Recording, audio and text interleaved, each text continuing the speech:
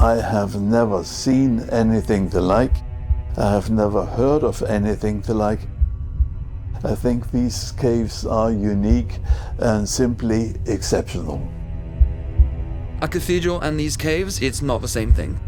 It's less complicated to build a cathedral than this.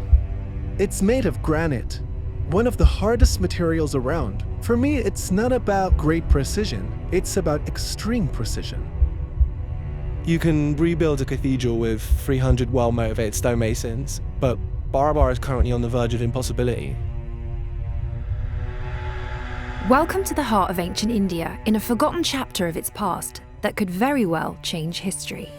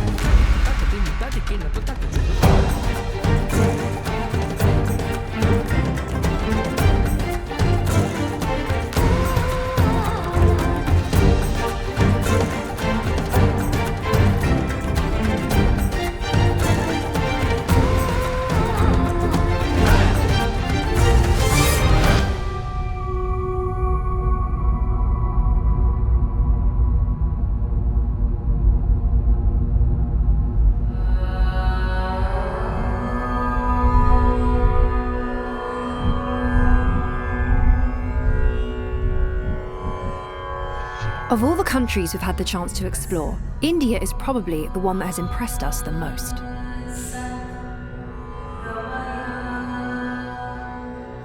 From its street children to the incessant honking of horns on its overcrowded roads, India is an unclassifiable land, and to visit it is a unique experience. With over 1,300,000,000 inhabitants, it's one of the most densely populated places on Earth. A world leader in technology, a bridge between ancient times and the present, between science and spirituality. India has a rich written history in the Vedas, held at the heart of the Hindu tradition, which constitute both a literary and spiritual treasure trove. These ancient writings, written in Sanskrit, India's oldest and most sacred language, are composed of rituals, hymns, prayers, and philosophical insights that have greatly influenced Indian culture. The most famous are probably the Bhagavad Gita and Mahabharata, in which some believe they portray a fantastic and highly technological ancient India. But these stories, like all the founding tales of our ancient civilizations, are considered just mythological and simply a reflection of the imagination of the ancient authors. How could it possibly be otherwise? Advanced science and technology existing in the distant past are, according to our historical narrative, impossible. Before our current historical record, we were just prehistoric humans, simple, primitive, as we would have been for almost 220,000 years, existing only by hunting and gathering. Looking back at our history, we have this sense of linear progress, starting with the wheel just a few thousand years ago and ending with smartphones. The first and only human industrial revolution took place in Europe just under 2 centuries ago. Otherwise, we would obviously have found traces of previous industries, and ancient India, like all other civilizations, have left nothing of the kind. Or so we believe. According to our history, the BARABAR and Nagarjuni chambers are simple shelters, offered 2,300 years ago by 2 kings to a group of beggars, protection from the rain during the monsoon season, meaning the case is essentially closed. Unlike other archaeological sites in the region, they are neither grandiose nor richly decorated, which is perhaps why they are unknown even to the Indians. But that's just the tip of the iceberg, because when they're investigated in depth, they turn out to be so exceptional that they could be evidence of a very different technological past. Because we have no archives concerning the design, manufacture, or function of these chambers, until proven otherwise, such feats have never been reproduced in India or anywhere else in the world. You can't just jump into a project like that out of the blue and say, hey, let's make a cave. It's not possible. It's not their first attempt. Because the oldest inscriptions speak of donations, not manufacturing.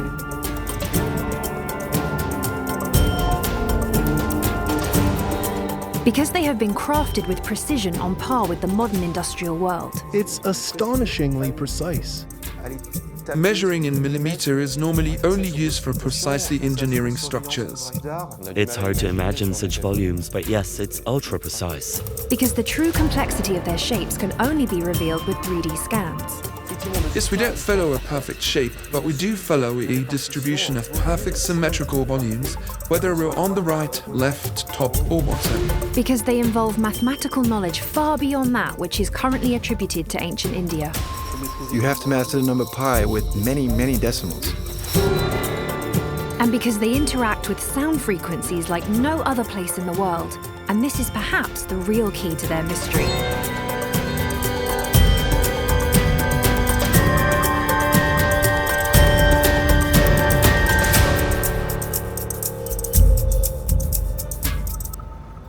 We visited them for the first time in January 2017.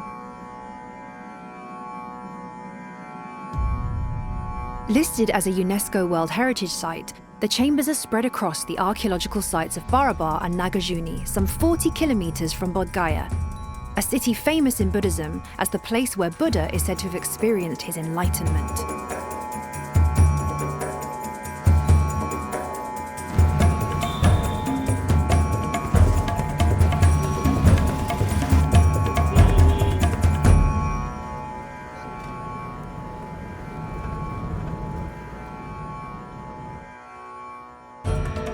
After about an hour-and-a-half drive, we reached the BARABAR site via a long staircase that leads us to what geologists call a whale's back.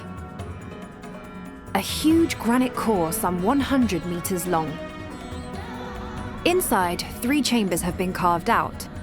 For the sake of convenience, we've kept the chamber names used in our previous film, but they're probably not original. The first, when arriving on site, is Karan Choppa. The entrance is a trapezoidal passage wider at the bottom than at the top, which penetrates directly into the bedrock. Engraved inscriptions can be seen in this passageway, which opens onto a rectangular chamber at its base, with very slightly sloping walls. Along the width, a bench has been cut into the rock.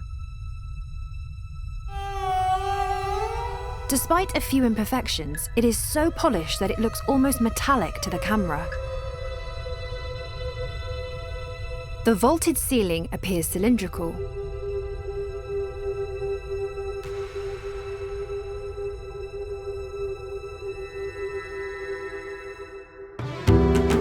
Let's move on to the other side of this whale's back.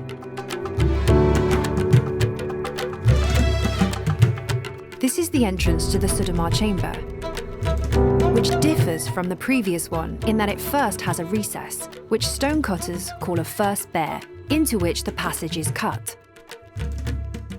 Also engraved with inscriptions, it leads to a rectangular chamber with a cylindrical vaulted ceiling and smooth, shiny walls, also slightly inclined.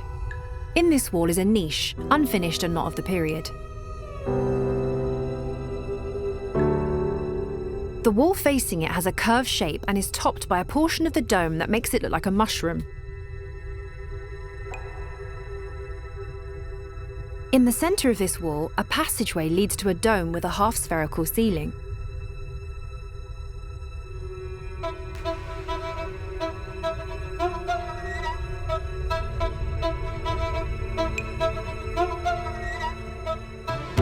Some 30 meters from Sudama, still carved from the same whale's back, is the Lomas Rishi chamber.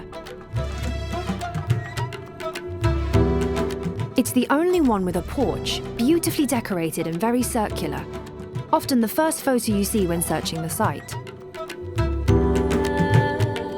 Unlike the previous two, the entrance frame is curved. It is followed by a trapezoidal passageway, which has no inscriptions. This unfinished chamber seems to be a copy of Sudama, unless it's a failed attempt. 3 of the walls appear almost finished, while the rest of the chamber is still in the rough. The passageway to the dome is almost complete, but the dome is a long way off. Everywhere there are random pick traces, a tool used to rough out the shape by removing large portions of material.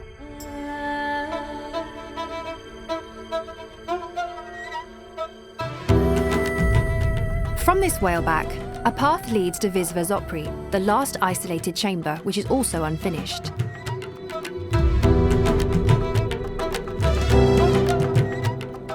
It differs completely from the others in its entrance. It's a sort of vestibule, almost finished because the walls are polished but not the floor. An inscription is engraved on the right-hand wall. A trapezoidal passage leads to a chamber not far enough advanced to guess the final shape, probably circular.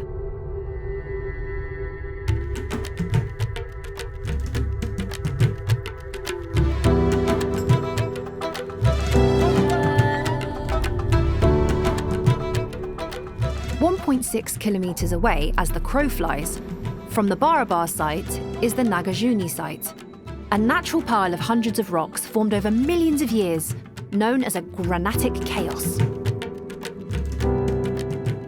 On this side, at the end of the steep staircase, the Gopika chamber has been carved out of solid rock.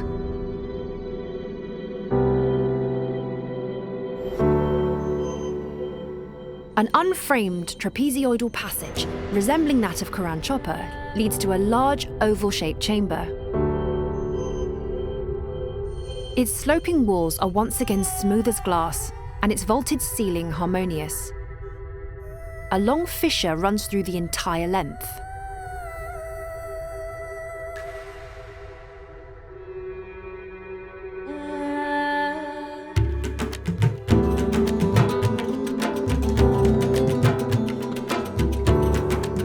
On the other side of this granitic chaos, at the end of a long path, we reach the Vapiyaka chamber.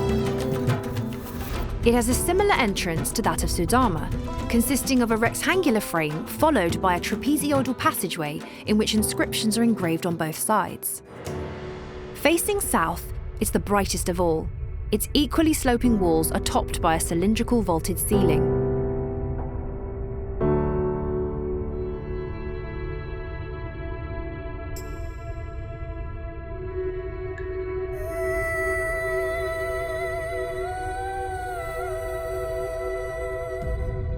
In the rock next to it, the Vedataka entrance passage lies a little hemmed in.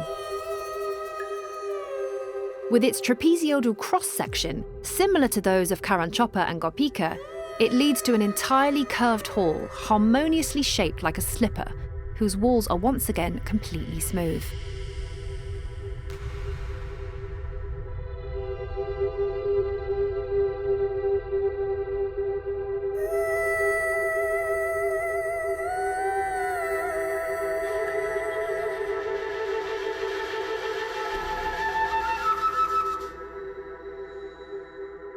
This gives us a total of 7 chambers, 5 completed and 2 unfinished, which would have been donated around 2,300 years ago in 300 BC.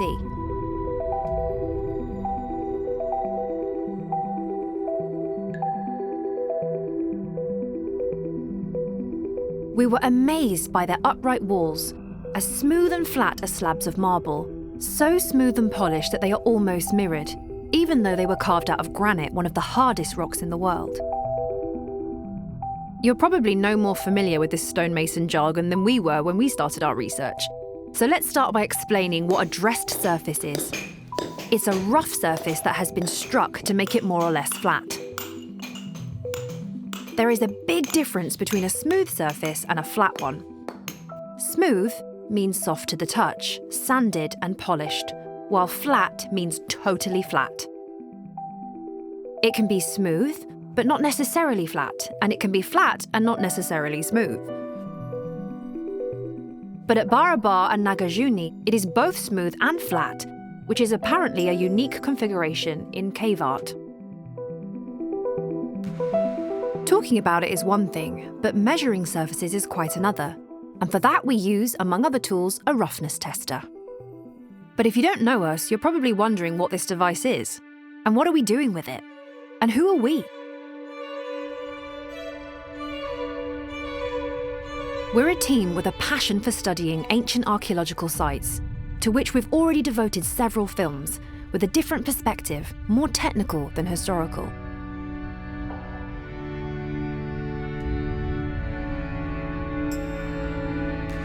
For when the written word is silent, buildings speak. Their design and construction testify to the scientific and technical level of their designers and speak volumes about the relationship they had with the world. The astonishing complexity of the BARABAR and Nagarjuna chambers is a real enigma, and one you'll soon understand. Confronted with an enigma with no apparent solution, the French philosopher and mathematician René Descartes advised us to forget everything we think we know about the subject, just make a clean slate and start afresh.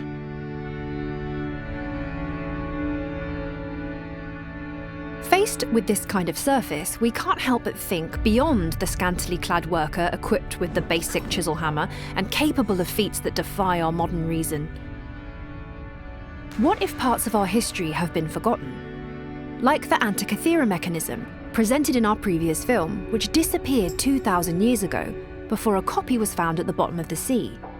A mechanism that calls into question everything we thought we knew about the scientific and technical level of the ancient Greeks. What's worse is that, not content with having forgotten it, history didn't take the ancient authors who wrote about it seriously. But let's get back to the roughness tester. This device measures the roughness of a surface, i.e. the difference between its reliefs, to the micron or micrometer, i.e. to the thousandth of a millimeter. To explain how it works, we called on Michael Toutan, an engineer from the manufacturer of our device. The SJ210 consists of a body and a stylus with runners for roughening flat surfaces. We measure what we call roughness. It's a measurement of a product's surface finish. RZ is a type of measurement. The smaller the value, the smoother and more flawless the surface. Granite is composed of quartz, feldspar, and mica. Quartz being the hardest and most difficult to flatten and polish. Measuring surface accuracy on the hardest mineral helps determine overall accuracy, and therefore the quality of the whole job. In 2017, on our first visit, geologist Eric Gontier ran the roughness tester at BARABAR and Nagarjuna, and here's what we got.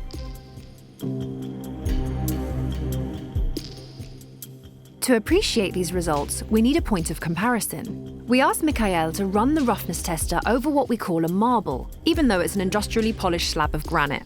We're going to take a measurement of an industrially produced marble which has been rectified, so it's granite. We'll simply launch our measurement. At the same time, the RZ value of 9.492 can be seen. These marbles are made by machines, in fact. On vertical surfaces in handmade caves, we find values, shall we say, of RZ 9 times less imposing. It's pretty incredible, though. To continue the comparisons, this marble slab was polished with this machine. And when you run the roughness tester over it, here's what you get. And on the glass of a window, we retook around 80 measurements in BARABAR in April 2023.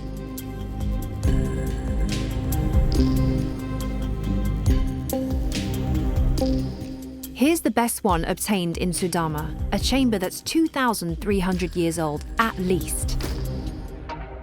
That's barely more than window glass, and almost 20 times more precise than this industrially polished slab of granite.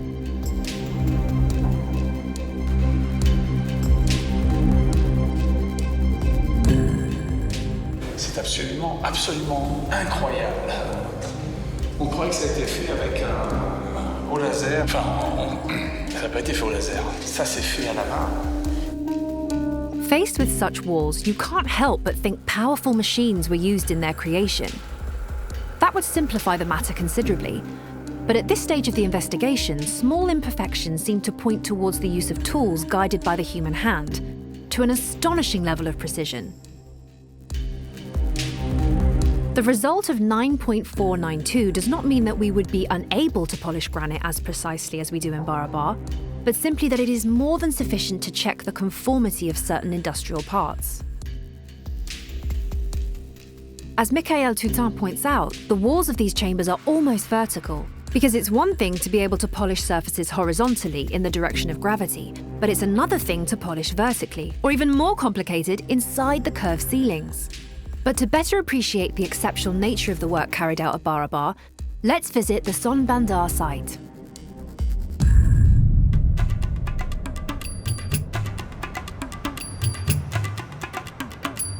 On this site, there are two chambers which have been dated on the basis of its inscriptions to around the 3rd or 4th century AD, i.e. more than 600 years after BARABAR. The entrance passage to the first is a trapezoidal cross-section. It resembles that of Karanchoppa, Gopika and Vadatika. Today, the chamber is topped by a concrete structure, probably to reinforce it. As on the right, the ceiling of the second chamber has been completely shattered, leaving it open to the sky. The first chamber has a window, but given the state of the second, we don't know if it also had one. Sculptures can be seen, as well as inscriptions on which the dating of the site is based.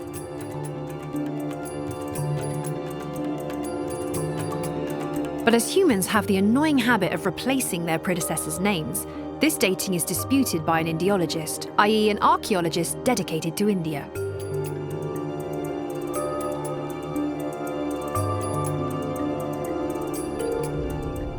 They were carved from metamorphic schist, a rock that is less hard than granite, but also less homogeneous, which explains why some parts are more polished than others. But the vague resemblance with BARABAR and Nagarjuna ends there. The walls are neither totally flat nor totally polished. They're not sloped, the floor is not level and far from it. In short, the work isn't much to look at. And yet this project would have been completed over 600 years after those of BARABAR and Nagarjuna. The sense of progress, as we know, has been slapped in the face. But how do you explain this? Quite simply, because techniques can quickly be lost to invasion, war, epidemics, or changes in power, which is why no chambers or carved chambers will ever match those of BARABAR or Nagarjuna. No chambers? No.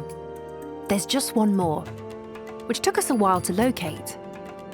Because in India, distances are not measured in kilometers, but in travel time.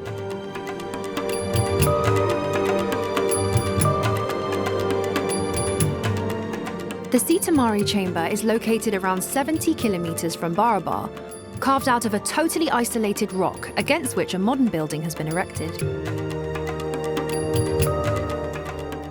Very small, around 5 meters by 3.5 meters, its shape could be a cross between Vapiyaka and Vadatika.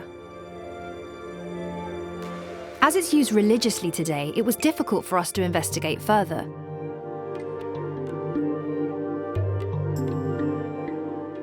The surfaces are very degraded and do not appear mirror polished as in BARABAR, as they are covered in soot, which by the way was not found in BARABAR or Nagarjuna. It has no inscriptions, and no one knows whether it was part of the BARABAR and Nagarjuna chambers or whether it was made before or after.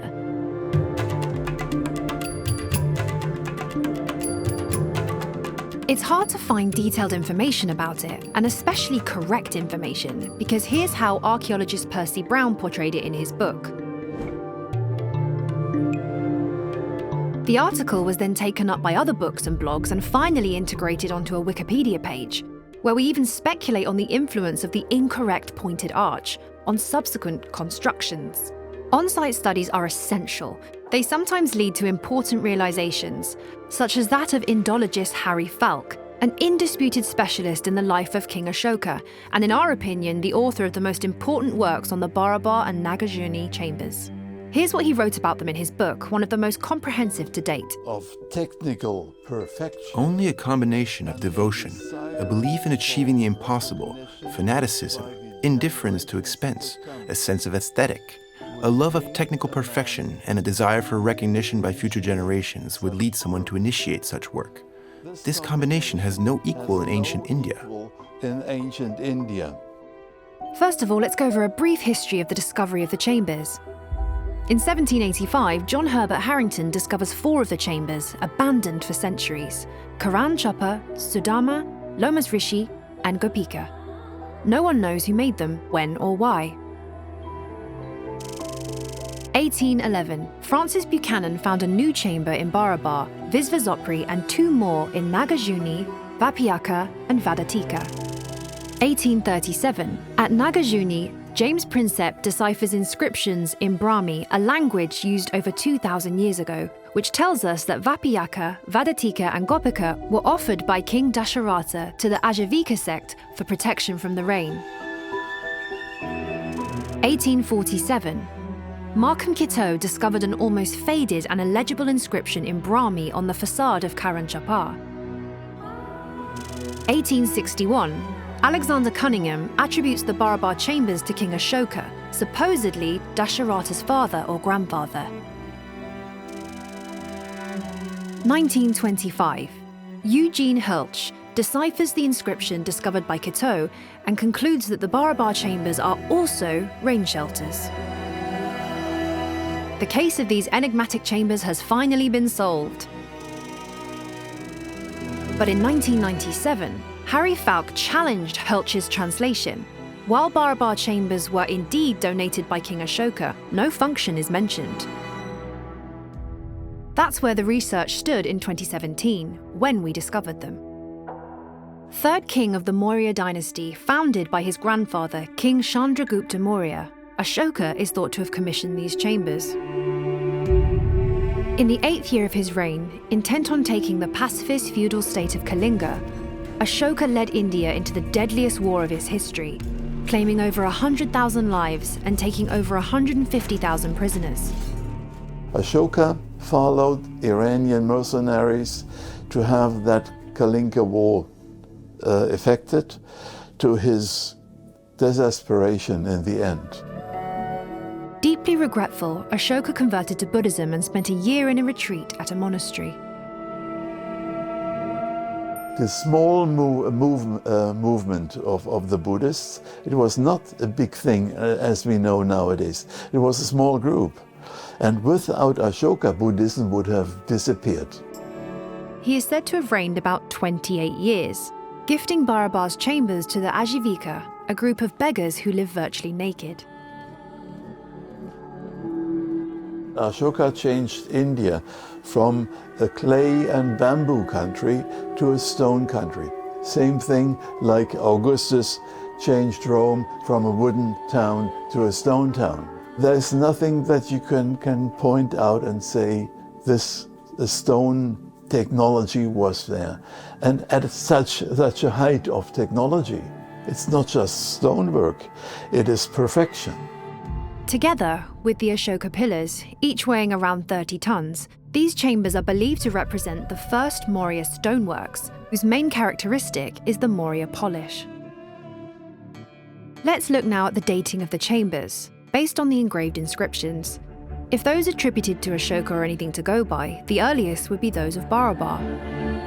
Among them, Sudama is said to have been the first gifted by Ashoka. We find a dedication that has been translated as follows.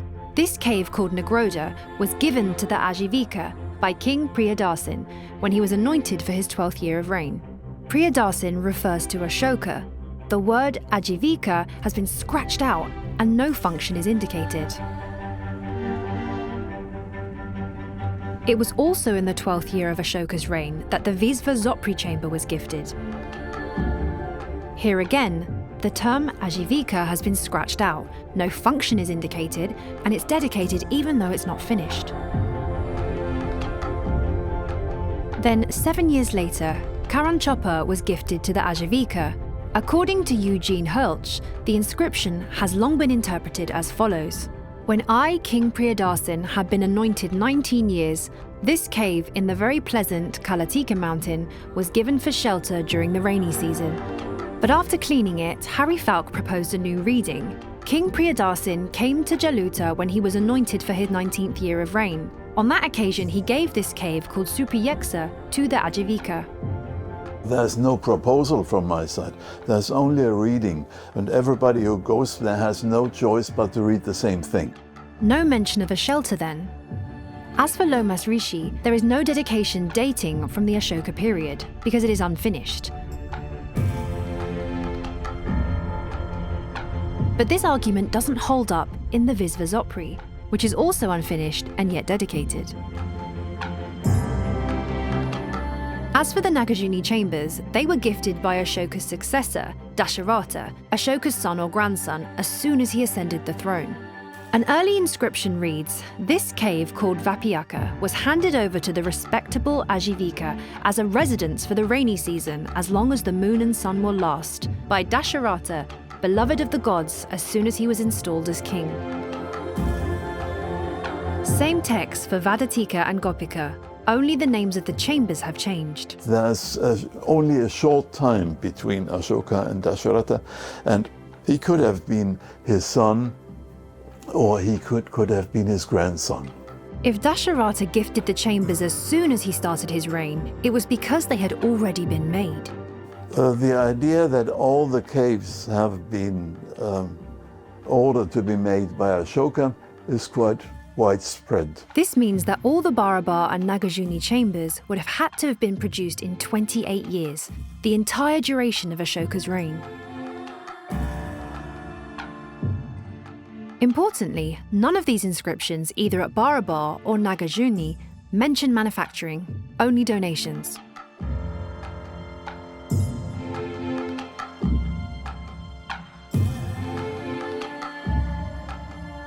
Later inscriptions show that some people did not hesitate to have their names engraved, without actually being the creators of these chambers.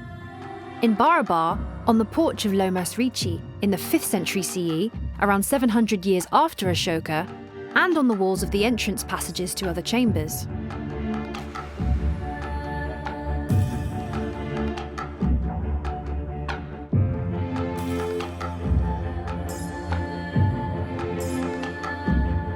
Finally, there's a mention of Ashoka's gifting of the BARABAR chambers in the 27th year of reign, but French Indologist Jules Bloch remains cautious if the donations of the caves to the Ajivika are indeed his. The uninscribed upper part of one of these spectacular broken pillars has been transported to Bodh Gaya. There have been no pillars in India, and suddenly you have huge, heavy 30-ton pillars all over India, carried to places with inscriptions, erected, having a capital and having a beautiful animal on top. Out of the blue, out of nothing. There's not a single pillar that is older or anything the like. The sudden existence of the pillars, like the chambers, is intriguing, as they seem to all spring up out of nowhere. An important point, nowhere can we find any kind of prototype, i.e. the places where workers practiced and trained to acquire the knowledge and exceptional mastery needed to create the chambers. If they are indeed the first of their kind in India, where do the skills come from? Faced with this crucial problem of the absence of prototypes, and perhaps in search of a totally Indian origin for knowledge and techniques, the Indologist Gupta rejected the Sombandar inscriptions, moving back its dating by a century before BARABAR to 400 BC, therefore making it the missing link between the natural caves and the BARABAR chambers. Doing this shows that the validity of an inscription can be called into question, an interesting fact to read from an Indologist. The other ways around is more likely that Ashoka was there as a first, and Sombandar is simply a copy of it. There are two answers to BARABAR's technical miracle. The first, it being supernatural, comes from Sitamari, where a pujari, a priest, still officiates today. Harry Falk met his predecessor on his first visit in '93.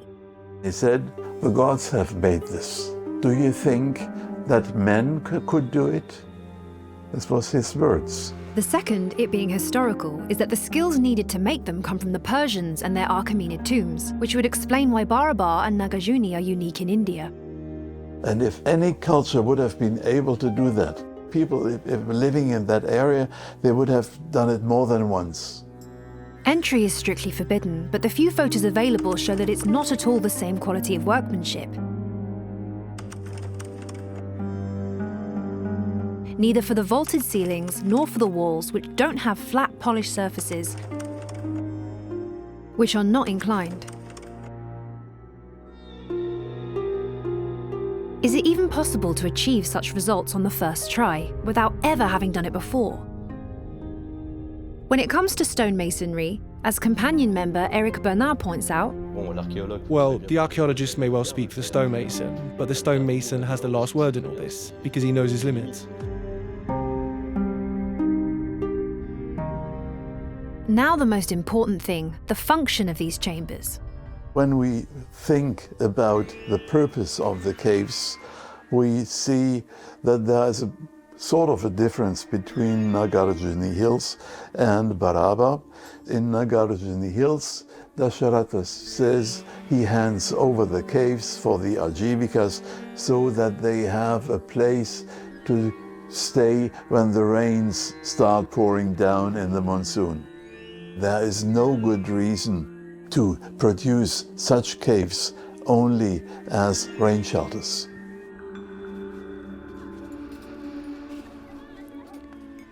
For my taste, these caves are royal caves. This brilliance is royal. It has nothing to do with the life of an ordinary ascetic, be he Buddhist or Ajivika or Jain or whatever. Whoever sees these caves will think of the royal family and of the personality of Ashoka, who was able to have such caves produced. If they were indeed made during Ashoka's reign, i.e. in about 28 years, would they have been immediately passed on to the Ajivika? He did not make them for the Ajivikas. In the end, he wanted to get rid of these caves. I think it is quite possible that the two 12-year inscriptions, so-called 12-year inscriptions, have been inscribed much later than the 12th year, and that even the names were invented by the Ajivikas.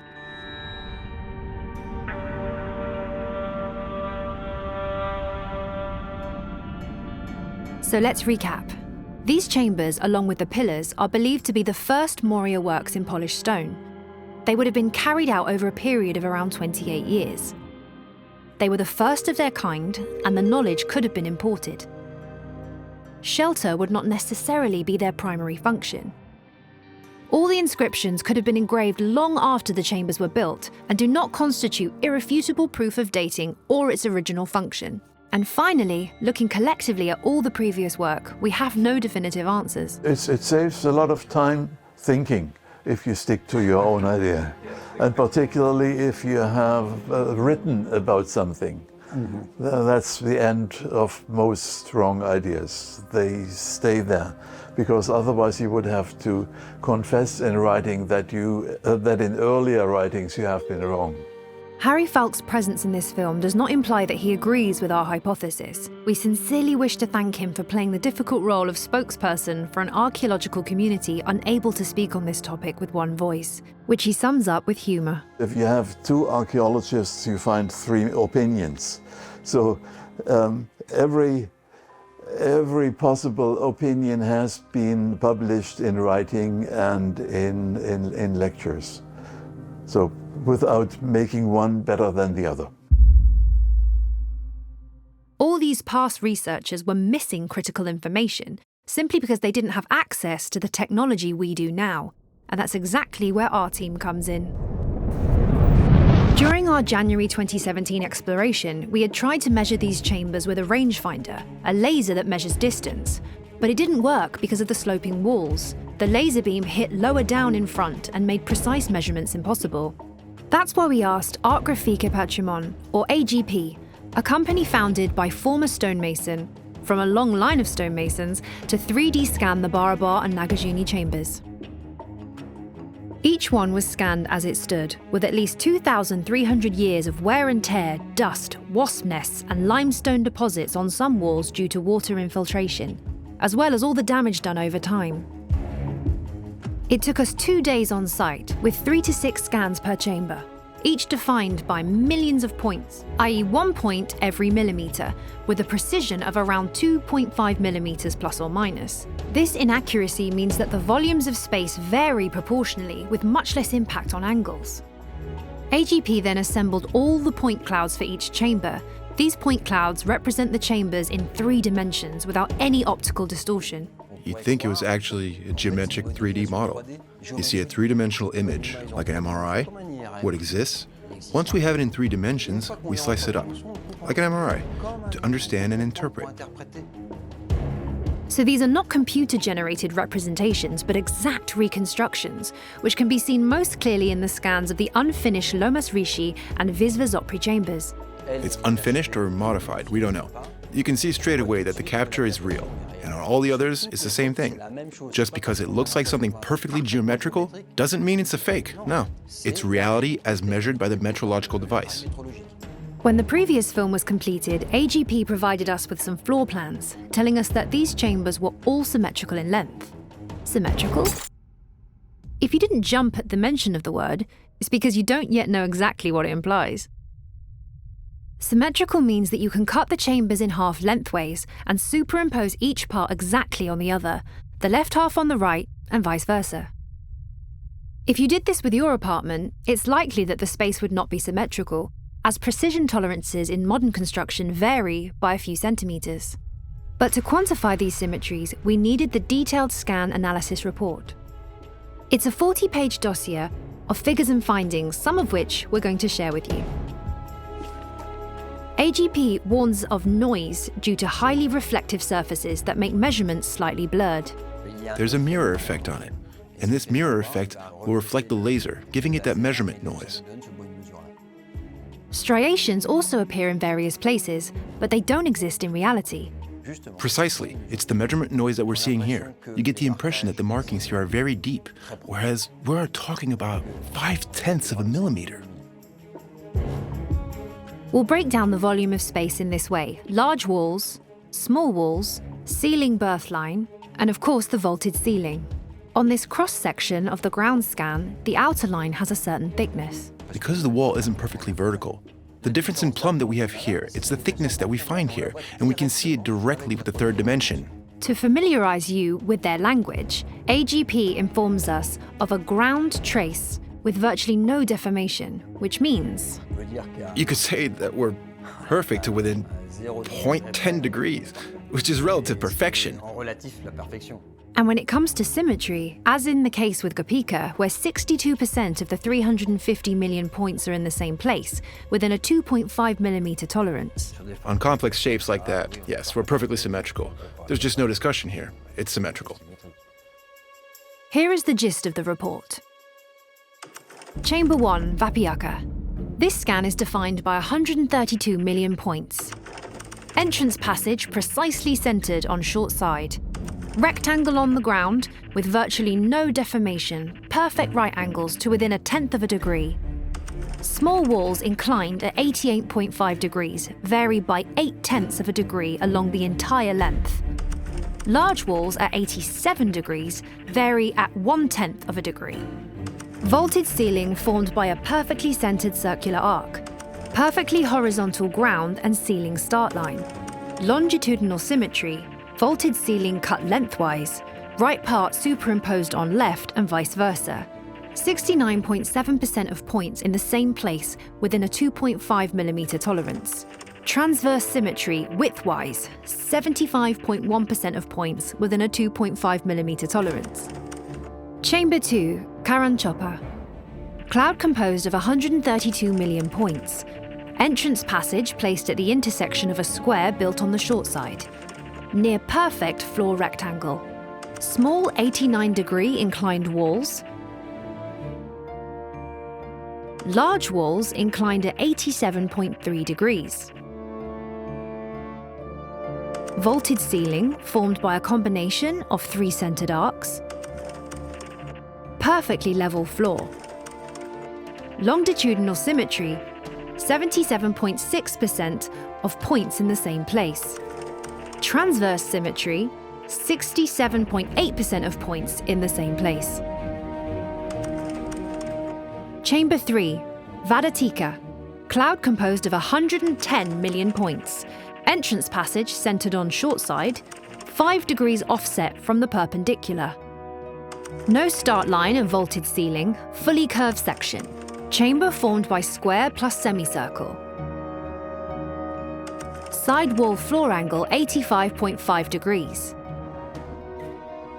Angle of inclination of curved bottom wall 83.7 degrees. Angle of inclination on short side, 88.5 degrees. Vaulted ceiling composed of 3 centered arcs. Perfectly level floor. Symmetry, 57.7% of points in the same place. Chamber 4, Gopica, 350 million points cloud. The entrance passage is placed at the intersection of a circle built on the short side. Angle of inclination of large walls, 87 degrees. Ground and start line of ceiling precisely horizontal. The shape of the chamber is slightly oval. The large walls are slightly curved by less than 6 centimeters along their entire length. On the floor, there are portions of circles with a radius of 120 meters. Vaulted ceiling composed of 3 interlocking rib sections. Apart from the floor and the sides of the entrance passages, this chamber is entirely composed of curves. Longitudinal symmetry, 62% of points in the same place. Chamber 5, Sudama, 232 million points cloud. This chamber has 2 rooms. First perpendicular entry passage set at 1/5 the length of the long side. Second entrance passage, perpendicular and centered. The curved wall of the chamber 1 follows precisely the inner wall of chamber 2. Large side walls inclined at 87.1 degrees. Small 89-degree inclined side panel. The wall of chamber 2 is inclined at 86.7 degrees. The vaulted ceiling of chamber 1 consists of a cylinder of constant radius, centered on the longitudinal axis. Horizontal floors. Symmetry, 61.1% of points in the same place. Thanks to this report, we now know the constraints given to the stonemasons before they start work. Shapes, precise dimensions, and angles, the so-called specifications. And in this case, it's truly mind-boggling. Firstly, these 5 chambers are symmetrical. The slightest variation in shape on one side will be mirrored on the other. Secondly, the position of the entrance passages follows a particular geometric logic.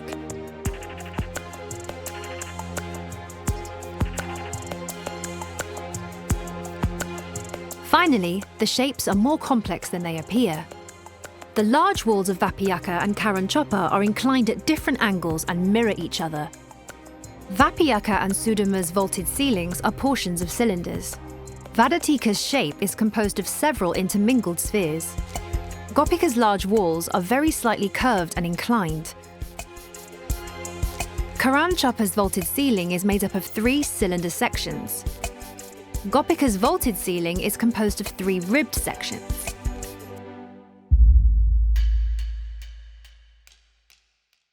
A surveyor and topographer produced a second report based on the raw scan data, extending AGP's work and revealing new features. We start with this breakdown of cloud portions and break them down.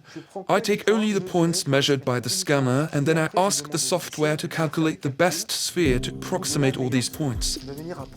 We do the same thing with our point cloud, which is on the other side, but cut off. For us, it is as if we were 2 completely independent clouds in space. So we start a new calculation. And that's what's going to be interesting, is that when we take these point clouds that are positioned in different places, we're going to get similar information on both sides, right and left. In other words, these 2 ends of the ceiling are portions of spheres which are symmetrical with their centers aligned. 3,956, 3,953. These may be numerically different values, but in terms of results and measurements, and in terms of measurement certainty or uncertainty, we can correlate these 2 figures very well. Given the imprecision of the scan noise, 3.953 equals 3.956. These aren't only portions of spheres you can see, it's much more complex than that. In other words, here the size deviations from the original geometric shape are symmetrical. They made the same mistake on each side, and they made the same mistake following the same model. So it's not a mistake. The vaulted ceiling is made up of fused portions of curved lines and spheres, all mirrored. He then proceeded in the same way with Vadatika. The software produced a perfect sphere, shown in blue in this image. What we can look at is the distribution of points in relation to a sphere, and here we have a truly remarkable diffusion of colors found symmetrically and homogeneously on each side. In other words, we're not following a perfect shape, but we are following a perfect symmetrical volume distribution, whether we're on the right, left, top or bottom. The designers of this chamber didn't want to create the perfect section of a sphere, but this specific shape, since it's symmetrical. Finally, here is an extract from the third report produced by a companion stonemason, a specialist in three-dimensional geometry, a simple observation made in Gopika. As a reminder, today's standard for paving flatness is level tolerance. A 2-meter ruler must not show a difference in alignment greater than 2 millimeters, i.e. 1 in 1,000 on a plane. Here we have 1 in 100,000 in a three-dimensional space. What can I say?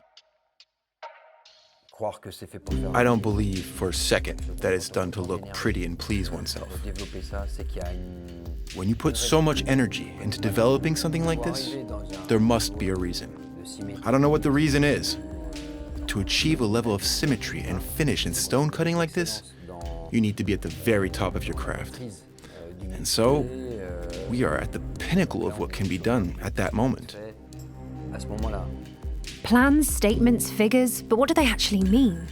How complicated is it to create these chambers? Who better to enlighten us than the stonemasons, who for centuries have been master builders and secret keepers? Our investigation took us to Brittany, the land of granite, to Nantes, then to Paris, where we met stonemasons who agreed to look into the case of these chambers. Eric Bernard, companion member, an architect with over 40 years' experience. Olivier Levine, companion for 30 years, who has studied ancient carving in Egypt for 25 years.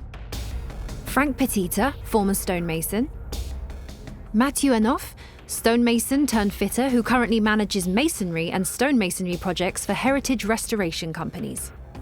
Louis-Joseph Lamboro, son, grandson and great-grandson of stonemasons, who has worked for over 30 years restoring historic monuments in Paris and now runs his own stonehouse manufacturing business. Joël Caravet, artisan granite stonemason for over 40 years, and Christophe Kini, artisan granite stonemason for 28 years. We showed them the chambers and the AGP report and asked them to rate the work on a scale of 1 to 10, with 1 being the easiest and 10 being the most difficult. We're at 9.5 for difficulty of work. 10. 10? Maybe even 12? 10, even 20? Well, it's simple, I'll put 12. Well, for the sake of argument, I'd say 12. At least to put the object in the context of our reality. You've got to have hit a rock in granite to know what it's like, the complexity of it, and done some geometry. That's why people who haven't done this thing can't understand it. Before AGP, we could think, yeah, we're professional men, not afraid of anything. But the specific demand is outstanding. You have to understand that. So we're capable of making a chamber like that, with more or less the same finished polish. It's pleasing to the eye, but we wouldn't match the required specifications. That is very clear. In other words, curves of 120 meters in diameter and 13 meters long, we'll do them, but then if you put AGP scans on our work, we run the risk of looking like...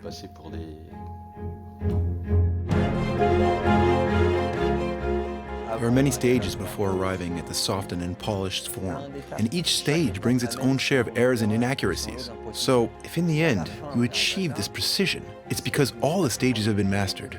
It's not just mastery of the materials, but also mastery of geometry. Because that means we start by making a door, and we already know exactly what we're going to do next.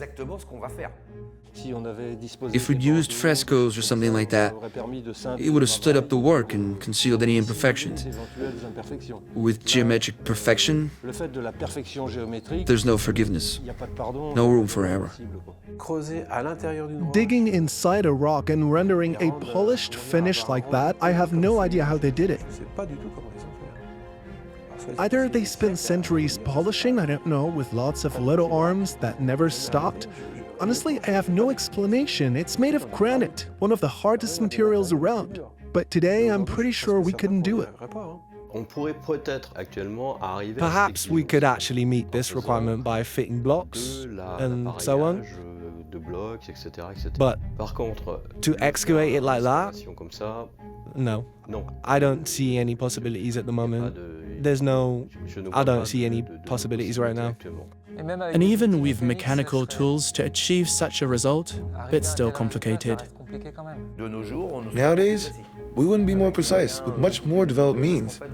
Because in fact, we're dealing with a rustic size. So we couldn't put in all the facilities that would allow us to have something even more precise. So we couldn't do any better. To make a BARABAR type chamber with hand tools, first rough out the general shape with picks, and then work with a variety of progressively finer chisels, and then rub the surface with a paste made from abrasive chemicals. Can we start over as many times as it takes? And finally polishing. At the polishing stage, the shape is already completely finished. It's absolutely essential that the facing is perfect and straight before you even start rubbing to achieve that mirror polish. The polish will be uniform, so it will remove the same thickness everywhere. So any defects will be visible. There's a geometric shape that's defined. So going beyond those limits is out of the question.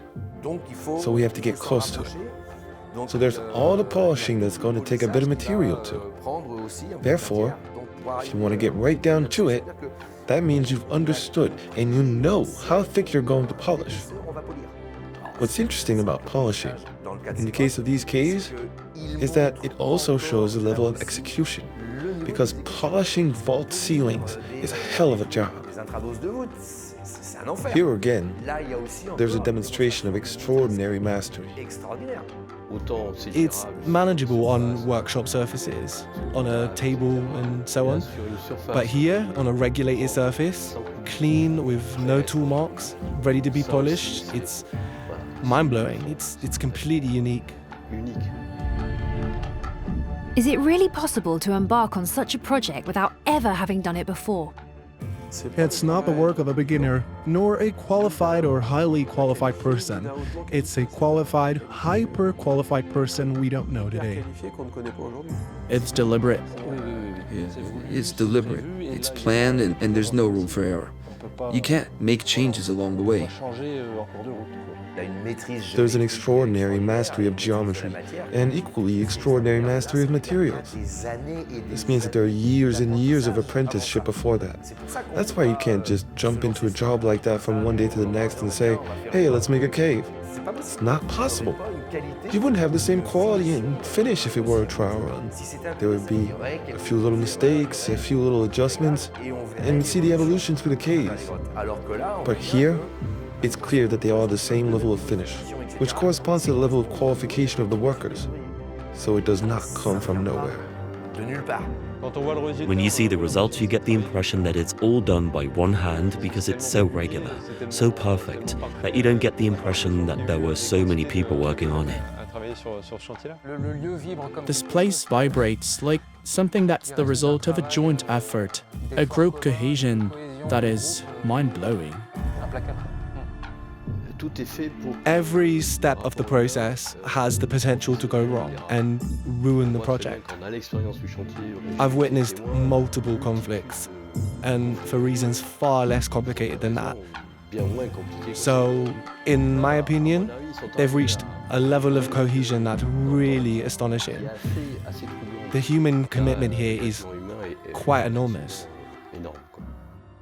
The report revealed the symmetries of the chambers that no one had seen before these scans. Can you make symmetrical shapes by accident?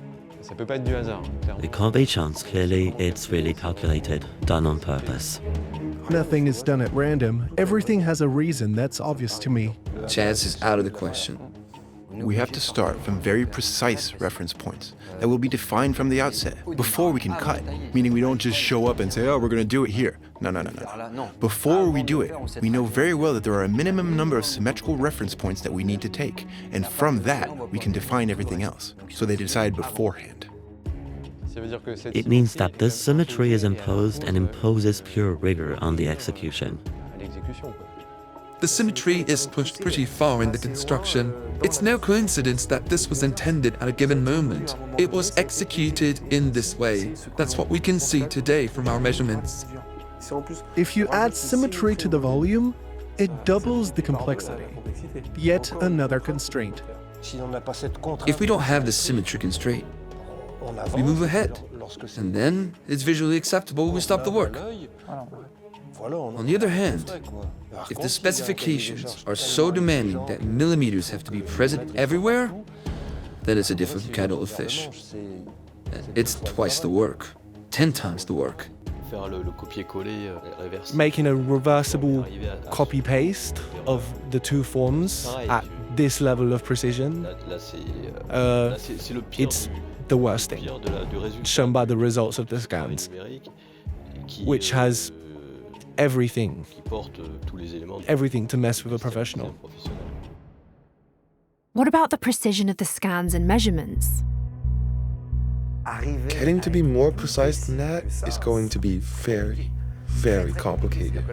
I mean, you can tell that they've gone all the way. Given the resources available at the time, I find this precision mind-boggling.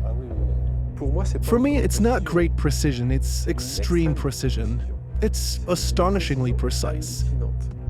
In a material like this, with a polished finish, the gaps that can be measured with today's extremely sophisticated tools. Honestly, that's the most impressive, the most amazing thing.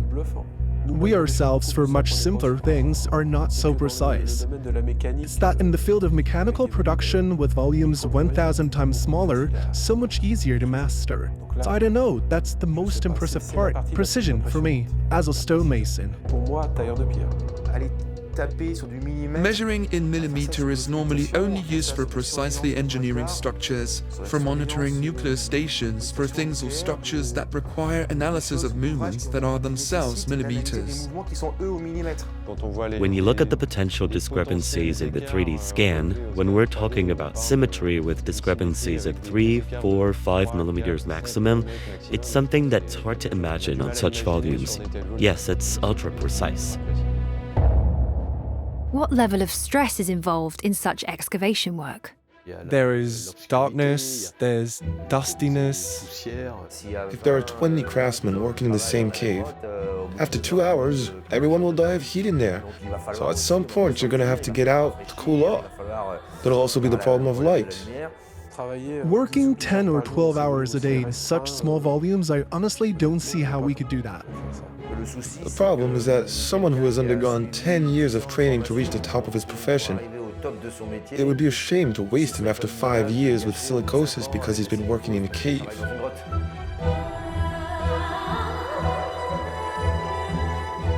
We haven't changed in the last 3,000 or 4,000 years. We're still the same.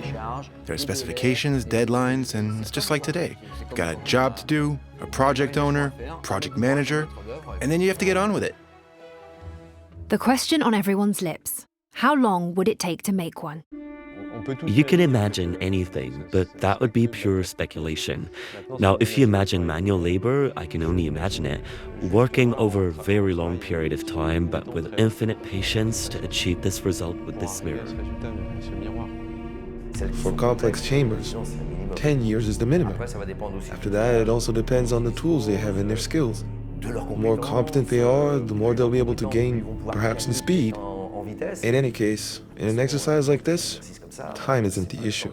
Yes, it is. The chronology given by the inscriptions suggests that these 7 chambers took about 28 years to complete. For Sudama, the most complex, it would have taken 12 years. No. It's not possible. It's not possible. 12 years? But these completion times have been calculated from the engraved inscriptions. There is a gap between the inscriptions and the chambers. They weren't made at the same time, that's obvious. There is a discrepancy that gives me the impression that they were made much later. In any case, it's not the same period. If you compare the cave and the inscriptions, there's a bit of a gap between the two. I mean, it's legible, but just not at the same level. The engraving is done in a very basic way, which has nothing to do with the quality of the work. It's just punched. You could say that they needed to put a message on it. The person hadn't mastered engraving, and he just came to claim ownership. Just because it's inscribed does not mean that it has to be from that era. The king may well have asked to put his name on something that already existed. The connection isn't necessarily obvious. He's in power at this date, and then he gives the cave away 12 years later. But we don't say that he had the caves made or that he had them built. It's easy to imagine this famous king letting his hands on the caves and having them engraved with, "I offer them," that's all. But it's not necessarily him who had them made. There's no evidence that he had them made. You wonder whether the people who had them engraved as rain shelters were really aware of the colossal amount of work that went into them, and of all the technical constraints that were completely unnecessary to the function of a simple shelter. Maybe by the time the chambers were gifted, the original purpose for them had long been forgotten. Why these shapes? Why these perfect symmetries? Why go for mirror polish if it's just a shelter from the monsoon? All we need is a cave. It's heartbreaking. It feels like the building has lost its sacred dimension. If it's dedicated and then given over to be used as a monsoon shelter, I find it hard to believe that that was its original vocation. Obviously, when the king gives it away, it's because he no longer has any use for it, and that's why he's giving it away. So in fact, there's a risk that we're talking about things that happened before. How much earlier? After that, there are only archaeological digs nearby that would allow us to put some things in place. That's the problem with the written word. The written word is propaganda. So to make yourself look good, you're going to put text everywhere. Let's mention Ramses II, who put his name everywhere, even when he didn't do it.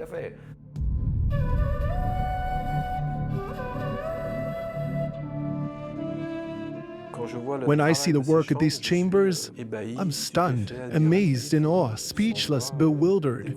I'm at a loss. I say to myself, how could this have been done? There's something fantastic about this chamber set alone. It's fantastic in terms of geometry, finish, and craftsmanship. No matter how many times I think over it, it's disarming. This is the first time I've been so professionally confused. Out of the fear of having our current version of history rewritten, some will argue that our ancestors were simply capable of specific skills that us modern people have lost. But if it was that simple, these chambers wouldn't be the only ones. For the construction sites that followed in ancient India, although grandiose and complex in their own way, have little in common with what we find here.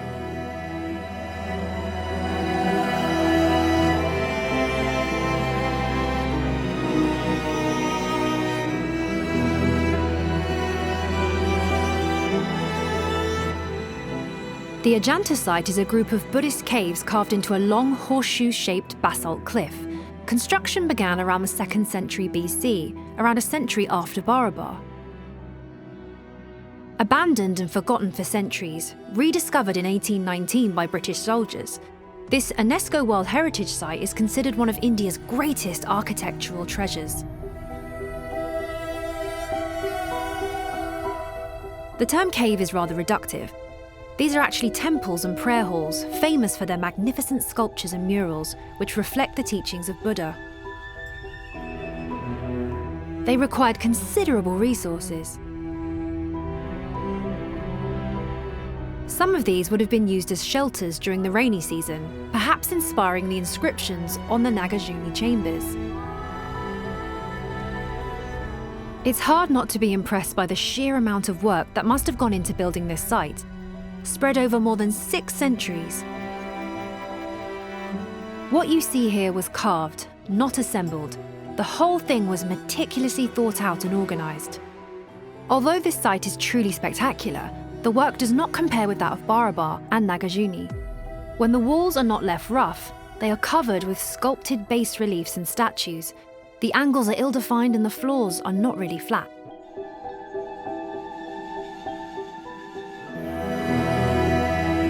But perhaps even more spectacular than this site is the Ellora site. Also located in the district of Maharashtra, Ellora is a complex of 34 chambers carved out of the rock between the 6th and the 10th centuries, or 12th according to sources, over a total distance of almost 2 kilometers. Here again, the term cave is neither very representative nor very rewarding, as the chambers are sometimes immense on several levels.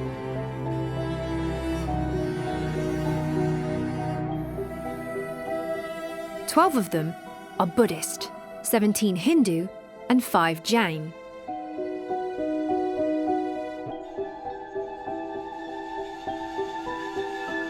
As in Ajanta, each is an architectural masterpiece with multiple sculptures and bas-reliefs covering the walls.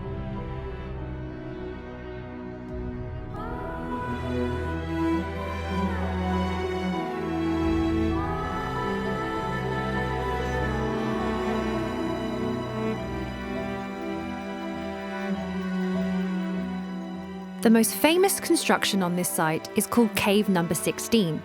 Although it's a temple, it's not just any temple. The entire rock face has been sculpted to resemble Mount Kailash, the legendary home of Shiva. The temple features galleries, columns, shrines, and intricate carvings on several levels. Bear in mind that it was entirely carved from a single block. No statues or elements were added. Everything was thought out layer by layer, staircases, levels, columns, and statues. Considered the largest monolithic structure in the world, its size is estimated to be twice that of the Parthenon in Greece.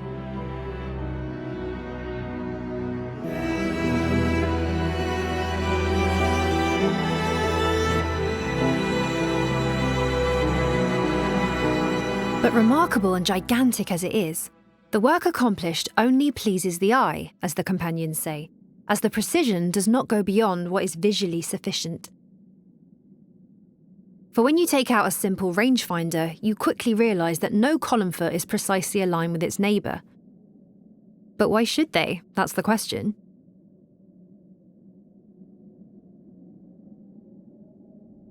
With BARABAR and Nagarjuna, we're faced with two major questions. One, how were they achieved at this level of precision? And two, why did they need to be?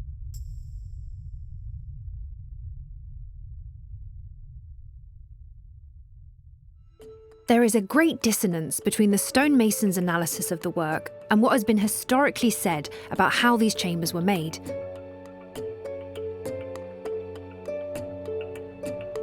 Notably, by Indologist Huntington, following his rigorous observation work in Lomas Rishi. The chamber is crucial to our understanding of the case, and we're going to look at it from the investigator's point of view.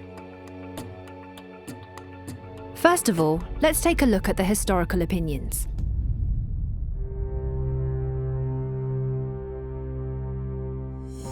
For Cunningham and Fleet, the porch is a late addition, after the Maurya dynasty. An Ashoka inscription may have existed and been erased when the porch was built.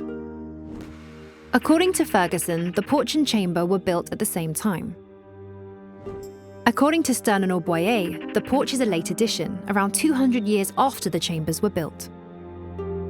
For Huntington, Lomas Rishi was BARABAR's last, after Sudama, Karanchopa, and Visvasopri, and work was halted when Ashoka died for lack of funding. In his opinion, the porch and chamber were built at the same time. For Gupta, it would have nothing to do with Ashoka and Dasharata because it has no inscriptions from them. Because being the only one of all the Mauryan chambers to have no original shape, because it's unfinished, and because its porch would be in Buddhist style, he believes it was carved long after BARABAR and Nagarjuna. And finally, Harry Falk agrees with Huntington and Ferguson. For him, the porch and the chamber were built at the same time, and the porch would not be Buddhist. In the face of differing opinions, we're confused. It's important to note, however, that it is from this chamber that the tools and methods for creating all other chambers were derived. Let's turn to the field. Lomas Rishi is the only one with a porch and curved outer frame. It's the only one without an original shape. Either it's the first of all and Sudama is a copy, or it's the other way around. The major difference between the two geometries being the position of the entrance passage. Its walls are surprisingly polished, while the rest of the building is still rough. The state of progress in this cave is disconcerting. Surprising. All the rough work has to be done before polishing can begin. This polishing of the walls is an aberration. Here, it's obvious the modus operandi is inconsistent. Starts everywhere and ends nowhere. Same here, I find it hard to understand. It doesn't make it impossible, it just makes it more complicated. We finish the whole shape and then polish it all in one go. There are key stages in the production chain. You can't finish one and then start another. No, everything has to be done at the same time. It's just not logical. You can't do the finishing touches until you've mastered the rest. You get the impression that they had to exploit a chamber that had been made and then not finished. But those who wanted to finish didn't understand, or I don't know. Honestly, I can't say why, but in any case, it's not the logic of the rest of the chambers.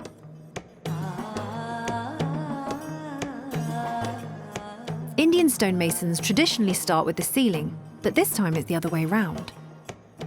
In Sudama's dome, by playing with the light, we can observe the spectra of two circles, more clearly visible on the scans. Here we see the first circle, then a second one inside, and when you look at the centers of each of these circles, they're all exactly aligned. This suggests that the use of a mechanical device to carve out the dome, a technique that is nowhere to be seen in the Lomas Rishi dome.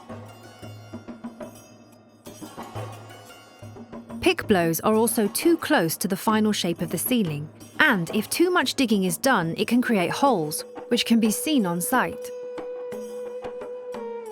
And finally, on the outer wall of this chamber, clues reinforce the idea of two periods of different size and technique, these grooves circled in red in this image. Well known to stonemasons, these grooves are the marks of sharpened chisel blades rubbed against granite. A few can be seen outside Sudama.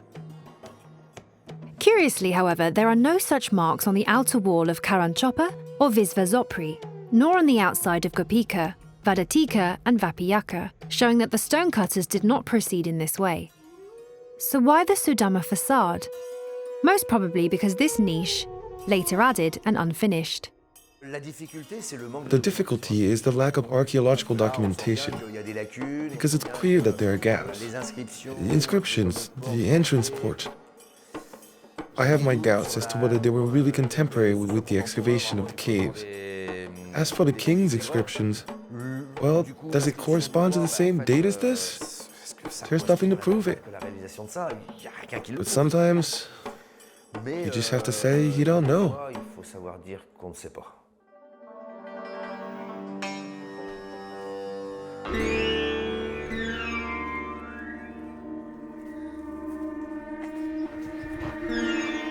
To challenge these observations, we invited Eric Bernard to visit. Like geologist Eric Gontier before him, he first noticed the difference in workmanship between the porch and the interior of the finished chambers. There's nothing upright. The shape was requested and the guy executed it in a hurry. The edges here, you also have a relatively well-adjusted curve, a kind of ogive, and you don't have any bottom edge cut correctly. It's out of the question to imagine that the team that even started the work inside this one could have had anything to do with its execution. It's completely anachronistic. It's clear that the team had lost its geometry. In other words, it's been butchered everywhere. They were looking for reference points, and in the end it's been abandoned because the team couldn't complete the work that's been done elsewhere. It's obvious. One detail we hadn't paid much attention to caught his eye. The small wall at the bottom is partially polished, while the upper part has not yet been dressed. This will generate what the cutters call a spectrum, i.e. an imprint that will show up in the light. It's physical in the stone, you can feel it, because reworking the surface always leaves traces. However, there are no such marks on the small walls of the other chambers, which means that they are not made in this way. The same applies to the unfinished floor, which would have required the entire bottom of the polished walls to be reworked. Let's recap. In this chamber, the cutting and polishing operations are carried out in an illogical sequence, and the tool strokes demonstrate a lack of method and rigour. The quality of the work on the porch is not the same as inside the chambers. There are no sharpening grooves on the chamber fronts, with the exception of the only chambers with unfinished elements, Sudama and Lomas Rishi. If Lomas Rishi is the first of the chambers, and if the porch was built at the same time as the interior, this should have been the blueprint for all of them. In that case, why don't Sudama and Karan Chopper next door and finished have porches? But if, as some Indologists believe, the porch was added later, then it should be visible to the eye. Turns out that it is. It's very easy for any stonemason to put his hand here. You can see that the surface you have here is practically to the touch identical to the other chambers, i.e. with precision. And when you slide over a ridge that's over here, the stonemason who took over this surface and executed the porch found himself carving really awkwardly. It's clear that there's an inconsistency of control, and so we find it here. All this part here is recessed or badly polished or badly cut. And then back to the porch here again, there are huge cavities. On a surface of 40 centimeters, there's a depression of almost a centimeter. Any stonemason who comes here to look at the surface will tell you that there's a problem. And a problem with the workmanship. And a problem with the workmanship between this part and the rest. It's really obvious.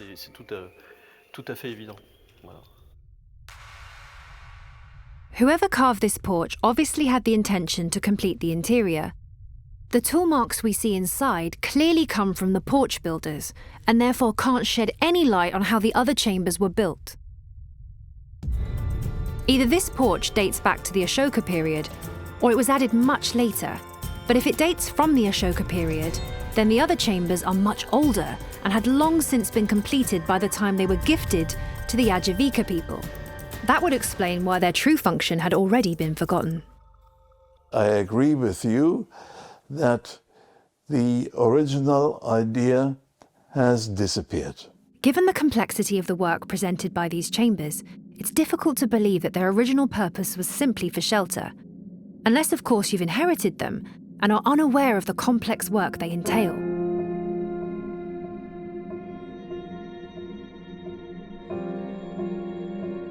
A month after our visit to BARABAR, we went back to see Eric Bernard.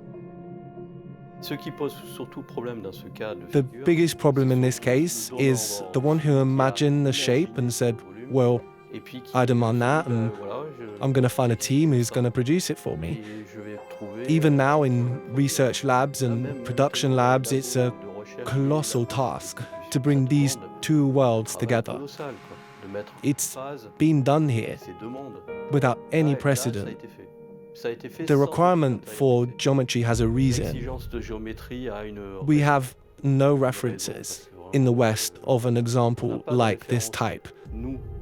Monolithic and cut like this in one go, and moreover in a cavity. What was the state of play in terms of the tools and methods? Rough work can be done very quickly. I mean, if you're vigorous and fit and have the right technique, you can do a great job. Afterwards, it's this finishing approach. Because on top of that, you're in the dark with candles and lighting systems that are completely... So afterwards, there's a timing that you can't control at all. So I looked around looking for mistakes, of course. On site, I saw flashes, I saw the size spectra that come out. So that reassured me a little, in a way, to say to myself, yeah, these are colleagues of mine who have done this, but all the same. What can we compare the work in the chambers to? The only reference in the archive is this pedestal that was cut to house the Luxor obelisk at Concorde. And this artifact is the only reference we have in terms of volume of shape, i.e. 16 cubic meters, i.e. 40 tons of granitic rock, quite similar to BARABAR's, but obviously quarry cut, i.e. taken from quarries, etc. The obelisk was made of granite. We know very well that at the time in 1836 that they were still using tools and techniques from the dawn of time. Since we were on site, we decided to use the roughness tester on this perfectly documented base. The first RZ of 60 microns, the second of 47, and third 25. A far cry from the measurements recorded at BARABAR, bearing in mind that this object was not polished vertically but horizontally in the direction of gravity, which is absolutely uncomparable. A detail that will probably speak to engineers here is the difference in the angle of inclination between the large and small walls. Why this change in angle? And why 88.5 degrees? 1.5 degrees from vertical, which is hardly visible to the naked eye. It's 10 times more difficult to keep to that angle than on a well-controlled vertical wall. A seemingly insignificant detail, but one that must have been important, since it's a feature repeated from one chamber to the next and in symmetry. It looks like a process of experimentation to improve shapes, different angles for a specific purpose, but what?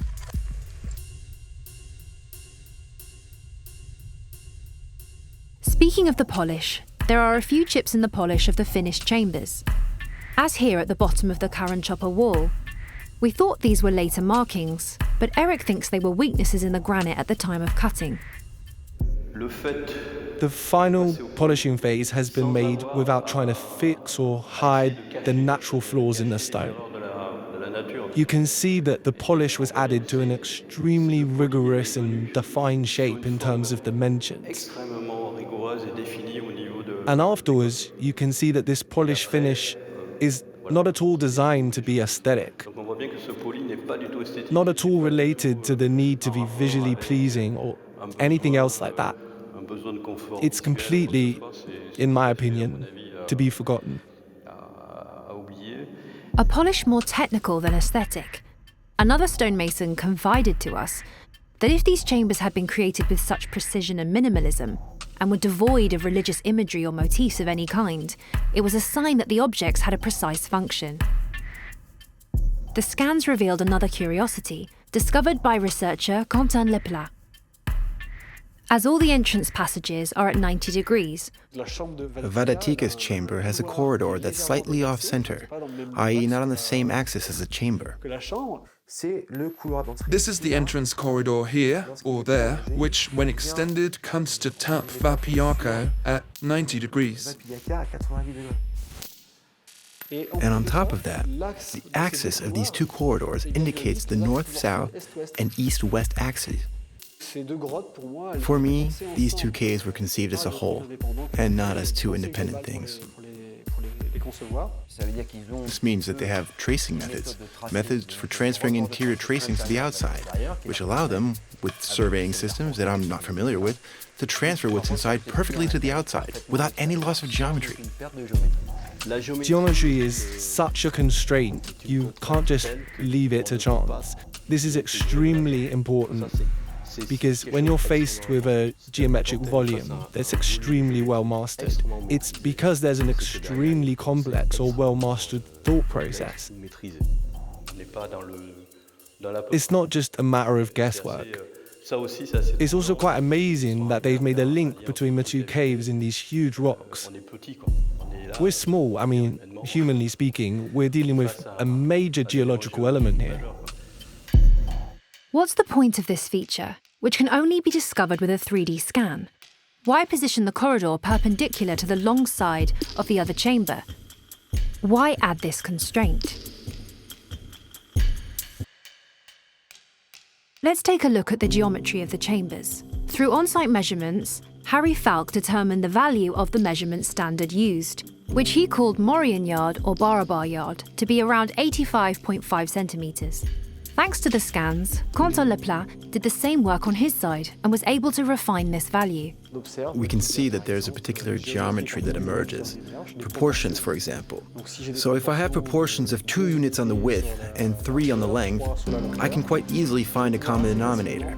And it just so happens that this common denominator recurs on all 5 scans I've studied. For some unknown reason, this standard varies very precisely from chamber to chamber.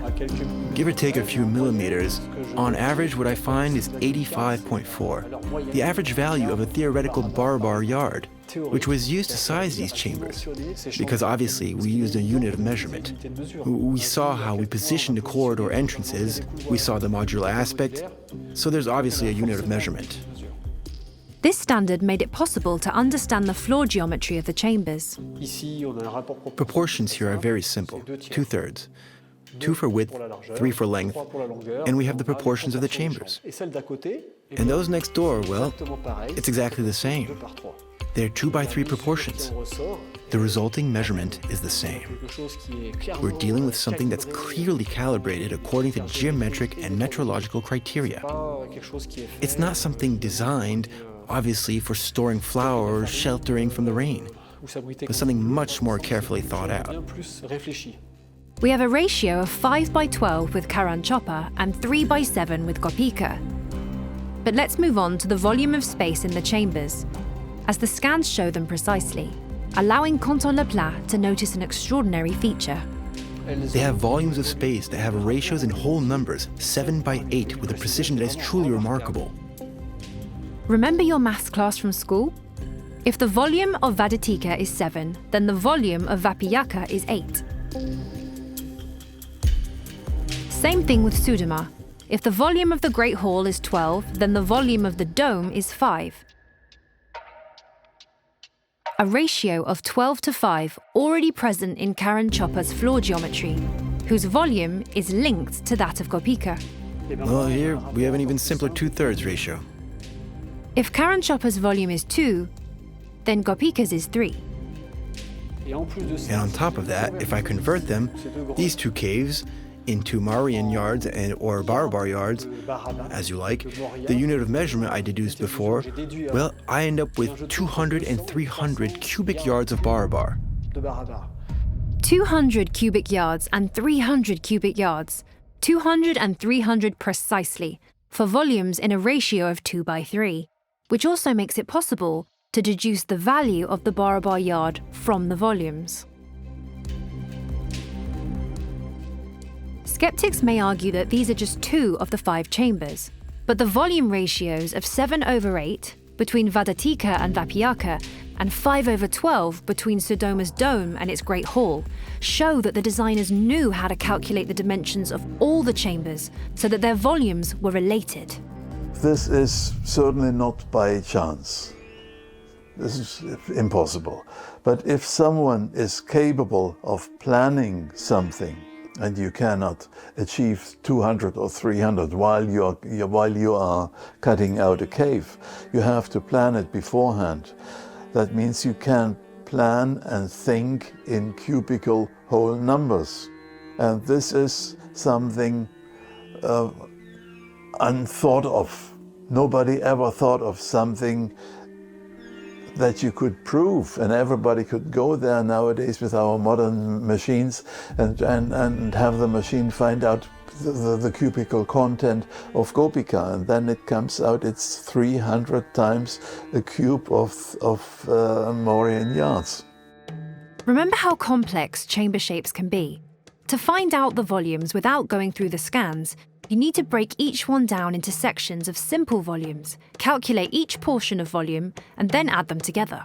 But the problem facing BARABAR's designers is the opposite and far more complex. It involves determining each of the dimensions of the chambers, length, width, height, radius of curves, etc., so that the finished volumes add up to the expected numbers. Given the complexity of each chamber's geometry, this goes far beyond the Pythagorean triangle. Not only does this confirm the use of the BARABAR yard, it also confirms the fact that we size these two chambers with integer volume ratios, and the precision, according to the data we have, is 1 to 1500. So it's ultra precise. I don't see how we could do any better. And of course, you have to master the number pi with many decimals. Because if you want to make calculations with all the cones, cylinders, and spheres there are, you just can't play with the approximate fractions of the number pi.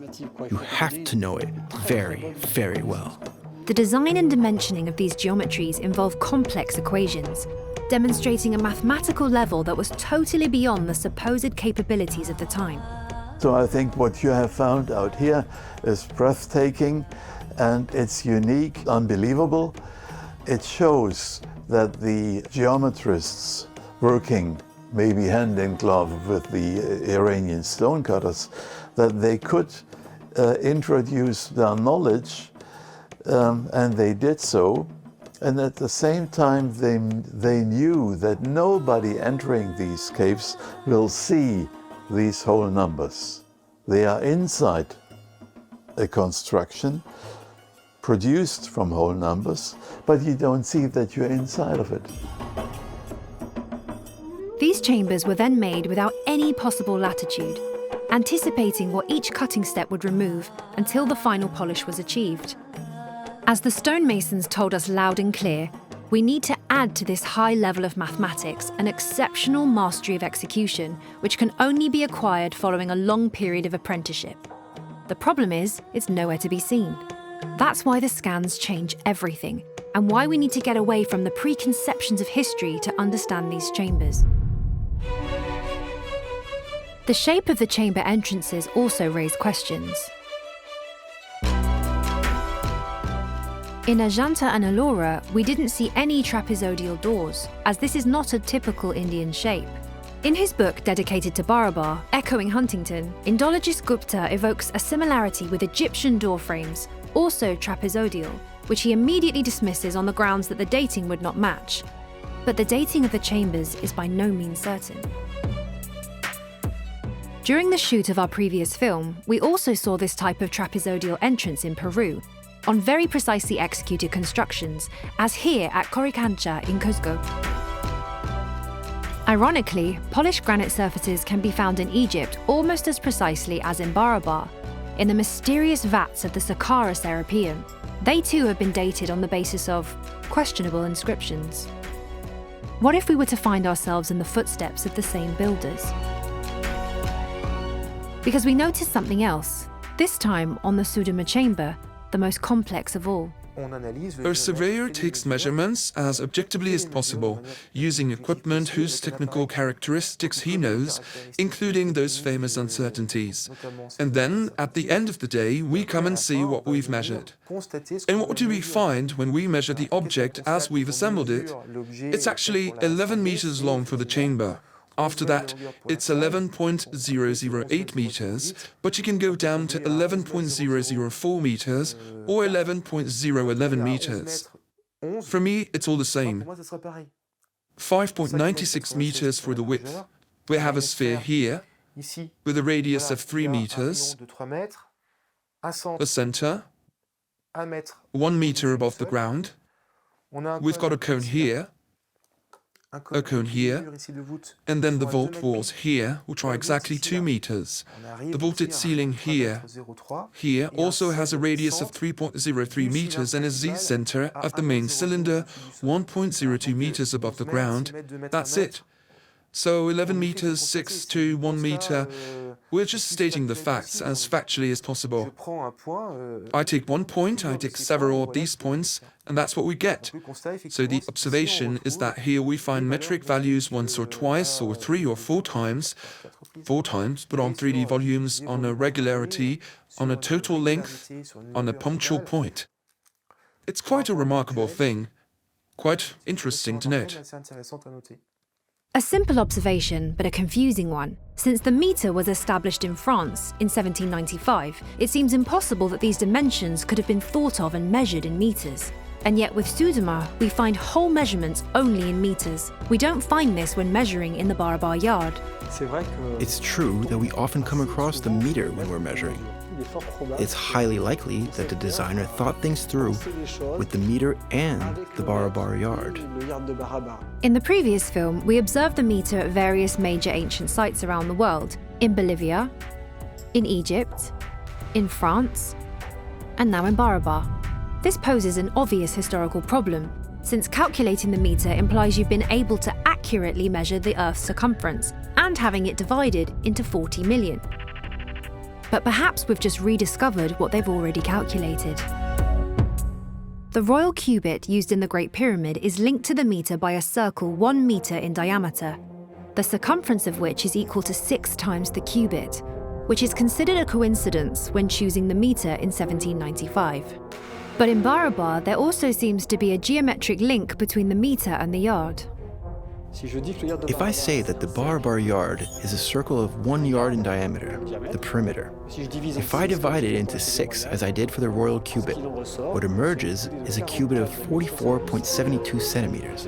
And this cubit of 44.72, if I make it into a double square, the diagonal, it's a meter. The design of the BARABAR chambers is all about circles and right angles, and square figures. Generally speaking, when we design things, we use compasses and squares. Their work uses this kind of geometry, so it's possible that we've deployed both measurements in a single piece. Not only did the skills come from somewhere, but it feels like the specification of the chambers, which hold up to modern industrial standards, have an objective reason and a specific purpose. But which one? It all depends on how we look at them. If they had been made by engineers from the future, we'd think there must be something important to discover in their operation, something we don't know yet, information encoded, because the future equals progress. But they come from the past, with history telling us that our ancestors were drastically less technologically advanced.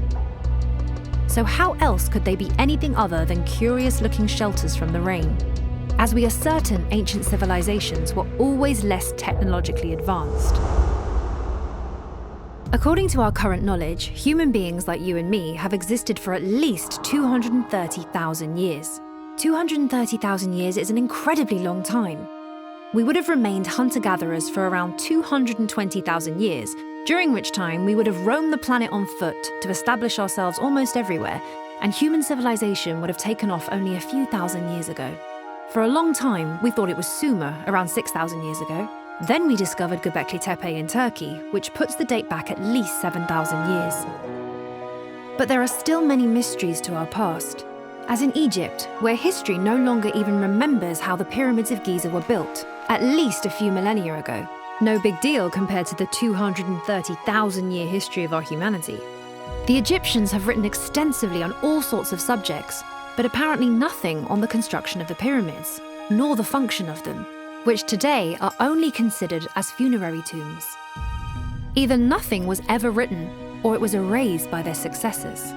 History has always been written by the winners, the kings, emperors, and dictators who over the centuries have dismissed their predecessors, each time rewriting the past to put themselves in the best light. There are numerous examples. The Neanderthal man, a prehistoric ape man rehabilitated by recent discoveries, the Gauls, a coarse and barbaric people according to the Roman propaganda until recently, and finally the Greeks and their surprising skills, which enabled them to create the Antikythera mechanism. So history isn't false, but just partial, and relying on it blindly, dangerous. As far as BARABAR and Nagarjuna are concerned, history doesn't tell us anything. Either no one has been bothered to record how the chambers were made and what they were really used for, or it's been lost or destroyed. The name Ajivika was scratched out on the inscriptions, but fortunately not completely. Why scratch out these inscriptions, if not to try and make this mention disappear? History also failed to remember Ashoka, nicknamed Ashoka the Great. He was an important king and founder of Indian history, without whom Buddhism probably would have disappeared.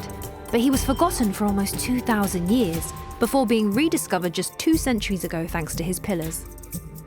Anything that isn't based on proof, i.e. an indisputable fact, is just another belief. Continuing this thought, anything that isn't or hasn't been proven is therefore always open to question, and could potentially be called into question. We have to consider everything, because we don't know. The question is, will we ever come to a conclusion that holds water?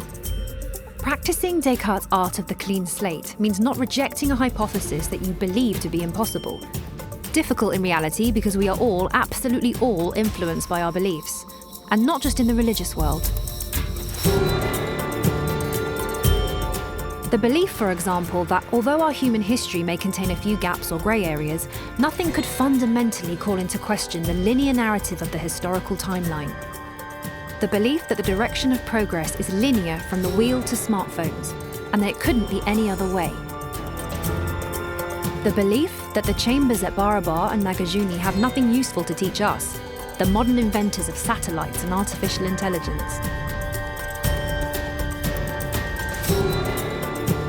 Yet these chambers appear totally out of place and seem to have a more technical purpose than an artistic or religious one. Wiping the slate clean means accepting that our history may indeed have forgotten part of our past, and being open to considering this.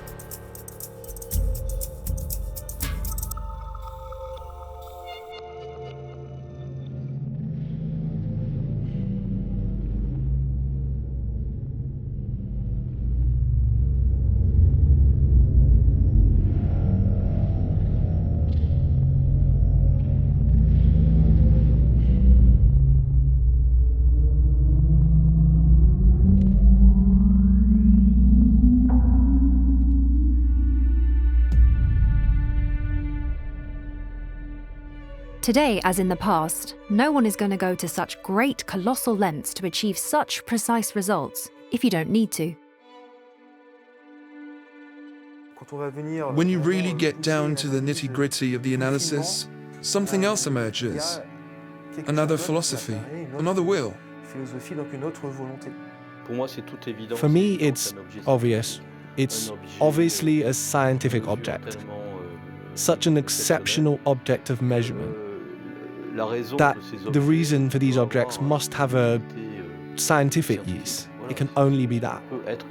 Well, it has been observed by several scholars that the sound inside such a cave is increasing. If you say something, the sound accelerates, and it would be impossible, I think, that people meet inside these caves and talk to each other.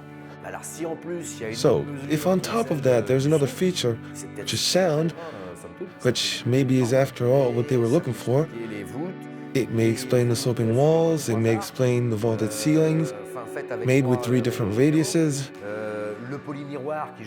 The mirror-like polish, in fact, favors propagation and reverberation, so it would justify the shape and why we went for a mirror polish in these caves. We could have stopped at the previous stage since we'd already mastered the geometry.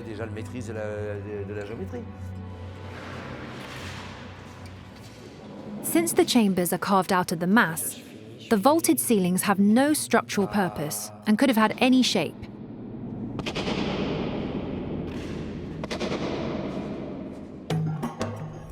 When you enter these dark chambers, the interaction of sound with their geometry is immediately apparent, producing impressive effects that are difficult to reproduce with microphones.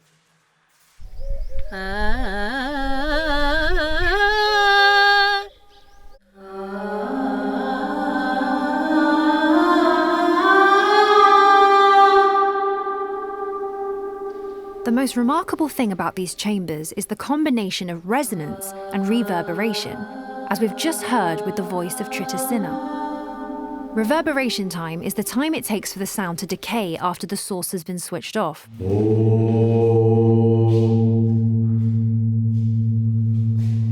Acoustic resonances, on the other hand, correspond to the specific frequencies at which sound is amplified. The low absorption rate of granite and the geometry of the walls produce different effects between low and high frequencies. But are these effects in the chambers unintended consequences due to their geometries? Or or are they intentionally designed? Since we discovered them, we've been experimenting and recording.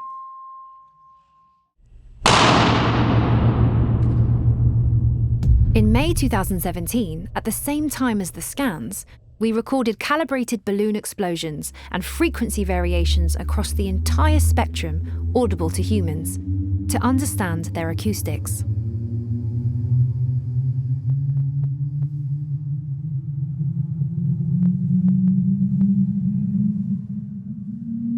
We then had the data analysed, but the instruments were not precise enough. So we returned to the site in March 2020 with very precise measurement protocol, 2 sound level meters, a recorder and balloons.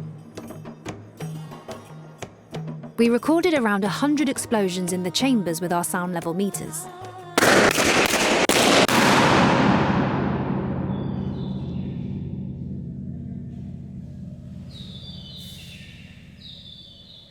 We then had all the new data analysed by several acousticians.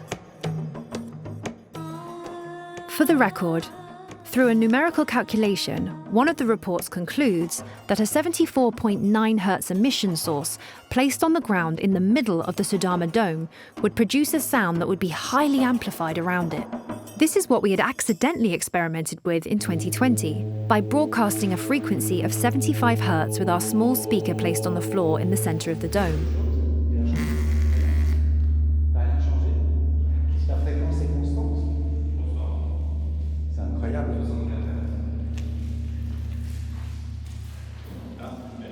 Là, il n'y est plus, là. Je pense que j'ai tué l'enceinte. Ah bon? In practical terms, our speaker blew. This happened again when we returned in March 2023 to check some data and make new recordings.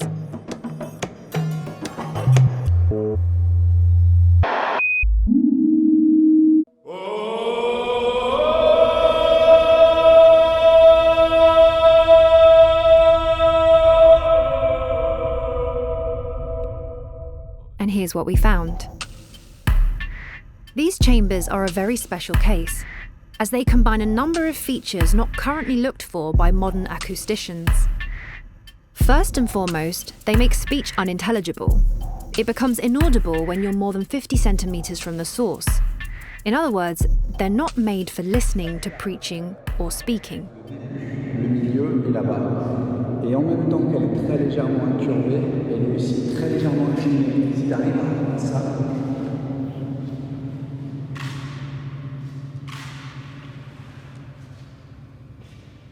They combine both reverberation and resonance.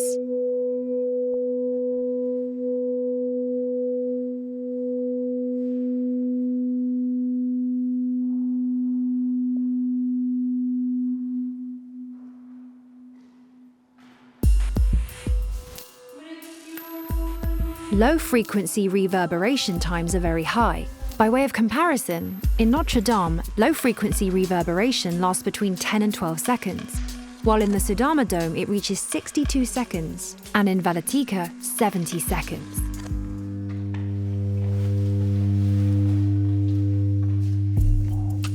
For around 100 years, acousticians have been building reverberation chambers to measure an object's absorption, i.e. the acoustic energy it will retain.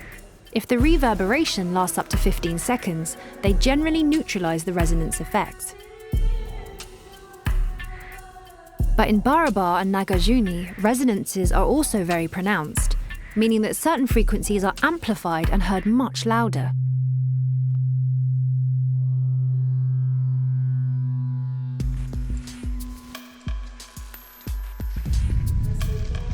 These exceptional reverberation measurements verify the specific shape of these chambers do produce a function. According to the acousticians, who confirmed our suspicion, they are due to the granite's low absorption rate, but also to the polish, the inclination of the walls, and the symmetries of the chamber's shape. Because polished surfaces increase the reverberation of very high frequencies. Symmetries enhance low frequencies through the presence of strong resonances. The inclination of the walls neutralizes the floating echo effect and seems to play with focusing, i.e. the concentration of sound in particular places. This is also the case with the vaulted ceilings. Some experiments show an extremely interesting focal return between 70 and 80 centimeters in height at Kopika, where sensory perceptions could be maximized in a seated position, but our research is still ongoing. Although we can clearly see that they intentionally design the geometry of the chambers to get specific volumes of the space, we have not yet been able to confirm any acoustic intentionality in the designs of the chambers. But that doesn't mean that there aren't any, because acousticians were struck by a detail. Vapiyaka, Kopika, and Karanchopa each resonate at a natural frequency of 34.4 Hz, precisely measured from the balloon burst of 2020. In Sudama, we find 34.5 Hz, just 0.1 Hz apart. Temperature influences the measurements, and as we're not sure of Sudama's temperature at the time of our recordings, we're only going to include the first three, Vapiyaka, Kopika, and Karanchopa. Given the scarcity of resonance frequencies below 50 Hz for each of the chambers, and their vast differences in size and shape, it's remarkable to find 3 of them share the same natural frequency. This strongly suggests the builders did this intentionally. If this is the case, it adds yet another level of complexity to their ability to calculate volumes of space, as it would mean that they would have been able to anticipate the frequencies produced by the geometries. Sound has always played a central role in the founding myths and sacred narratives of the world's many spiritual traditions. One of the acousticians pointed out that the effect of using reverberant chambers on meditation and spiritual chanting is well known. But if the effect is known, the chambers of BARABAR and Nagarjuna seem quite lonely. These phenomenal pieces of architecture were totally misunderstood by following generations, who relegated them as simple shelters from the rain. Yet everything about them testifies to a long process of technical ability. Unless you believe in miracles, these chambers can't spring from nowhere and be unique in the world. There must be others elsewhere. If frequencies do play a role in these chambers, would it be more felt than heard? Could it be used to interact with the human body through a combination of geometries and frequencies in relation to the person and perhaps their consciousness? Music can be relaxing, uplifting, emotionally arousing, or down to earth. But sound waves can also heal, as modern medical research explores through the destruction of tumours by impacting precise areas. Songs can also induce altered states of consciousness, i.e., a different perception of reality, which our elders all over the planet seem to know so well. If it's possible to induce altered states of consciousness to the sound of a drum in a forest, what impact could these complex geometries might have on this phenomenon?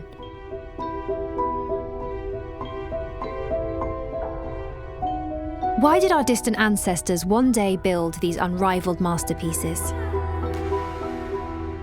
Why such complex symmetrical geometric shapes?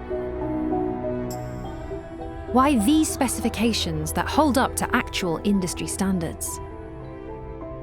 Why such precision visible only when scanned with modern technology? How did they manage to create these chambers with such exceptional mastery? Where did they come from? What were they used for? What was their science?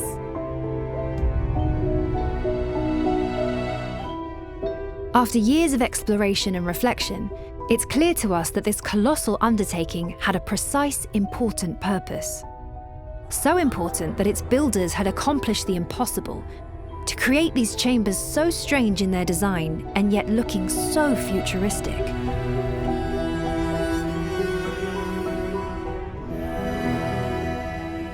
Too simple in appearance, too complex in reality, we believe they embody the expression of a thought and science different from our own, through the apparent simplicity of its genius.